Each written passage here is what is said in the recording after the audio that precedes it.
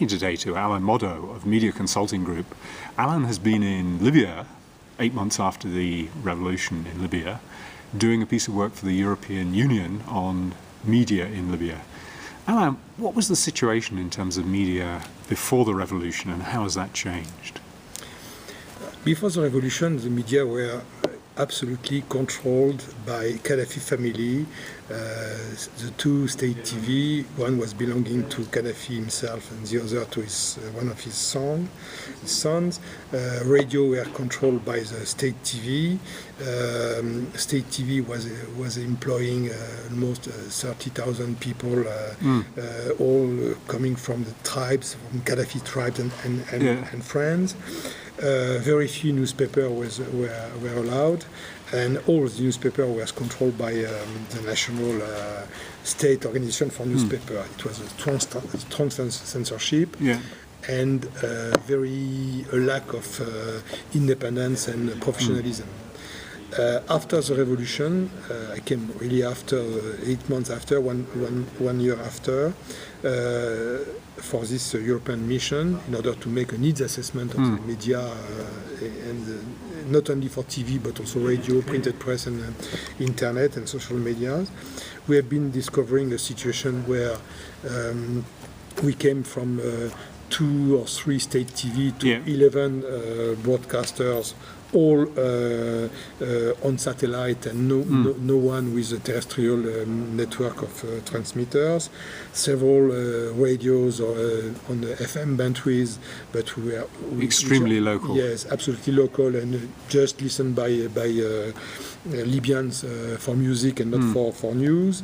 A huge number of so-called newspapers with no possibility to tell anybody. You were saying there were 400 newspapers. Yes, 400. It was a calculation made by several international donors and the French embassy, for instance. And I've been talking with the French ambassador at the time, and he said, but today, after 2 years, there are probably no more than 160, or probably less today. All these medias, all these radios, all these broadcasters had no license. It was absolutely a sort of Western situation with no regulation, no laws. Only the old law were applying, but nobody was applying the law. Applying this law, and it was absolutely difficult to understand from where coming the license, authorization to broadcast. Nothing. So our mission was really to assess the needs in terms of training, in terms of sustainability for business model, in terms of regulatory framework, in terms of organization of the sector, because all the professional unions were those built under Gaddafi, so it was absolutely impossible to work with them. No producers union, no directors union, no artists union, only the oldest one. So and you were saying huge numbers of journalists have been trained by donors. Yes, so what was funny was that when we were there, the Doha TV Center, USAID, Deutsche Welle, BBC World Trust, Canal France International, IMS from Denmark, EBU, and many others that do not met. The Canadian was there too. So all these donors were there to build media center, to train journalists, and to make people able to write a good story, to make a good clip, video clip. 6 million of Libyans at the time, and the huge number of people trained by these donors to become journalists. I'm not sure that they all remain journalists. And probably they were doctors, they were university teachers, they were coming from agriculture, and they are back to their former profession. So what the other aspect which was very interesting for me, because it was absolutely crucial, that they had absolutely no ideas of how to work, how to make a sustainable business model. Advertising was not existing, it was not allowed, of course, no more money coming from the consumers and license fee. Some of these broadcasters were trying to make business with SMS and text messages, which were broadcasted on air on TV. So when you were watching television, all these 11, not all, but almost all of them, televisions, they were making a lot of text messages across the bottom of the screen. And people were paying for that, and they were saying, and it was their business model. So, yes. So today, I think that there is the same number of channels. Some of them probably are in big difficulties because they have no money. There is no advertising. So, and you were saying there were still 4 state channels. There are 4 state, 2 main former LGB, Libya, Jamaria Broadcasting, who are belonging to the EBU organization, and two other. One was belonging to one of the Gaddafi sons, and what was a sport channel. And the first one is a sort of radio trying to become a TV station for youth. Okay. And all these TV channels are the property of the state, managed by the Ministry of Culture. All the people who are working there are paid on the payroll of the Ministry of Culture. They are competing themselves because all the 2 major broadcasters, Libya 1 and Libya 2, saying, "I am the official broadcaster." Say, "No, we are."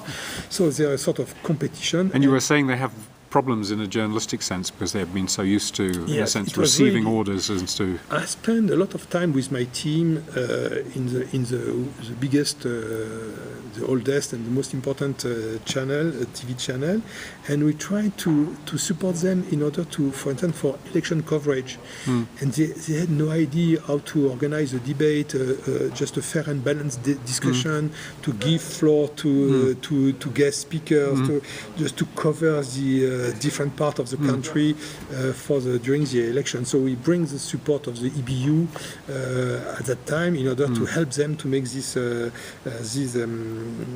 information debates, because it was a real need for Libyans in order to, after 42 years of dictatorship, to have free discussion and information. So who controls the private stations outside of those 4? It is quite difficult to know. Sometimes they say that we are businessmen, so it's a sort of, you don't know, they are businessmen, but you don't know what their business is. Yes, actually difficult, commerçants. Some are belonging to, 2 of them are managed by professionals. One is based on a successful advertising company who was working under Gaddafi regime, but who have been doing successfully in advertising, and then they come to a TV channel with a lot of good professionalism, and the other one is managed by the former director of the cinema, who have very clever idea of how to run a commercial channel. But they have very big difficulties in order to get the revenues from because there is no advertising for. And you were saying that some of those channels are controlled by religious groups. Probably two of them are controlled by religious groups, Muslim Brotherhood, clearly. One is based in Misrata, and the other is based in Qatar. And there is a strong support from Al Jazeera and from the Qatari, which are also linked to Muslim. And you were saying it was also American. And one was clearly funded by or supported by CIA at the beginning, just at the beginning, in order to get it off the ground of the revolution. One of the big issue for them is that all these channels, including the 2 state TV, which own the terrestrial transmitter network, are broadcast through satellite. And the satellites are Nilesat and Arabsat, which are belonging to Egypt and to other countries. And it's absolutely crucial for Libya to launch its own terrestrial network. What the issue is that Nilesat and Arabsat will refuse to broadcast certain kinds of No, because they are paying, so they broadcast. But there is a strong censorship pressure on the Libyan channel, and Nilesat. Pressure from who, though? From the Nilesat organization, who said to Libyans, if you broadcast some content against us, for instance, against Egypt, we shall cut the signal. Yeah. So there is no independence, in fact, broadcast network for Libyan networks to exist in their territory. So we have been advising the Ministry of Culture, who is the owner of our survey, in order to launch these terrestrial networks and to sell license. It's a way of sell license to stakeholders and to groups who want to make television on a free and clear and transparent basis. Lastly, there was a terrific flowering of internet sites.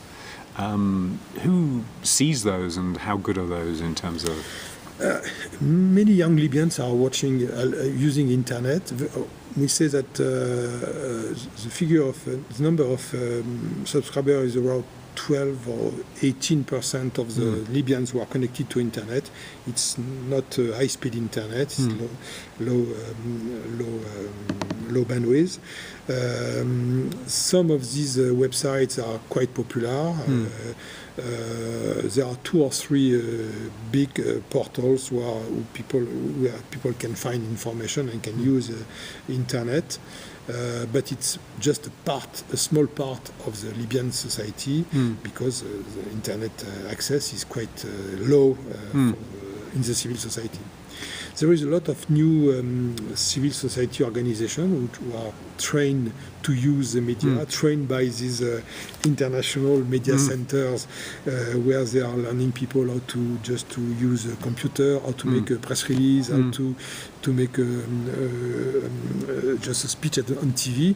So there are many people who are trying to build and to use this, to build their communication with these new media. And this is an interesting situation, because there is a huge appetite for freedom and for information. The information that goes with it. Yes, absolutely. There is absolutely no content industry. There are no more cinema. The cinema was killed by Gaddafi years ago. There are few independent producers, or so-called independent producers, but which are most of the time directors who are running shows on the main channels. On the main channels. There are very few scriptwriters, very few artists, and everything must be built in this country. So it is from the beginning. Yeah, absolutely. Absolutely. Alain, thanks for talking to me today. It was a pleasure.